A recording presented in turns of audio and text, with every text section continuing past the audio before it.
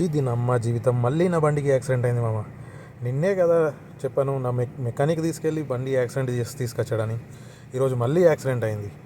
పొద్దున్నే duty start చేసి ఒక దగ్గర యూటర్న్ చేస్తూ ఉంటే ఒక సౌదీ అయితే నన్ను ఓవర్టేక్ చేసి యూటర్న్ చేయడానికి ట్రై చేశాడు. అతనికి కంట్రోల్ అవ్వగా నా బండిని అయితే డాష్ ఇచ్చేశాడు. నేను వెంటనే అక్కడ జరిగిన సిచ్యువేషన్ని ఫొటోస్ అండ్ వీడియోస్ తీసి మా ఇన్ఛార్జ్కి అయితే పంపించేశాను. మా ఇన్ఛార్జ్ అయితే నజంకి ఫోన్ చేసి వాళ్ళు ఎంక్వైరీ చేసి ఇచ్చే పేపర్ని అయితే తీసుకొని రమ్మన్నాడు. నేను బండ్ల చుట్టూ తిరుగుతూ ఫొటోస్ అయితే తీస్తున్నా కానీ నాకు యాక్సిడెంట్ చేసిన సౌదీ అతను అయితే బండి నుంచి కూడా దిగడం లేదు. నేను కూడా నజంకి అయితే ఫోన్ చేసి బండ్లో అయితే వెళ్ళి కూర్చున్నాను. ఫోన్ చేసిన గంట తర్వాత అయితే నజం పోలీస్ అయితే వచ్చి ఎంక్వైరీ చేశాడు.